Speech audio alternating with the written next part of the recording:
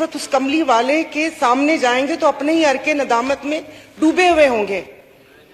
اور مہر صاحب نے کہا کہ ہمیں ایک ڈیلیگیشنز بنانے چاہیے اور مختلف اسلامی ممالک کے پاس جانا چاہیے۔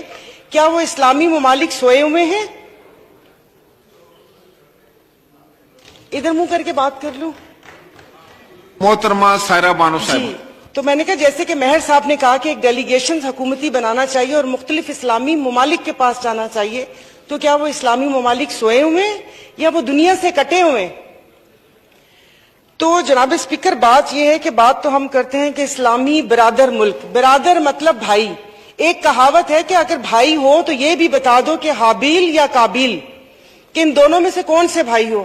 اگر آپ اپنے اسلامی ممالک کی بات کرتے ہیں تو انڈیا سے کیا تجارت سے لے کے بحرین کی افواج سے لے کے ان کی ہر چیز، سارے مفادات ان کے ساتھ جڑے ہوئے، تو یہ ہم کہانیاں کس کو سنا رہے ہیں؟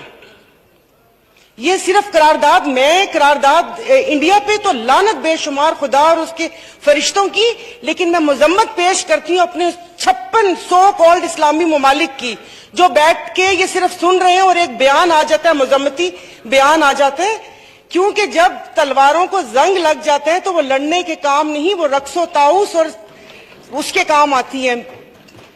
شکریہ، اس سے زیادہ مجھے کچھ نہیں کہنا، اس لیے کہ وہ مجھے تو لگتا ہے کہ مجھے اپنی خود ہی کی مذمت کرنی چاہیے۔ اور یہ بھی بتا دوں کہ اس وقت ہم لوگ زندہ امت بالکل بھی نہیں ہیں۔ اس وقت اس کملی والے کے سامنے جائیں گے تو اپنے ہی عرق ندامت میں ڈوبے ہوئے ہوں گے۔ اور مہر صاحب نے کہا کہ ہمیں ایک ڈیلیگیشنز بنانے چاہیے اور مختلف اسلامی ممالک کے پاس جانا چاہیے۔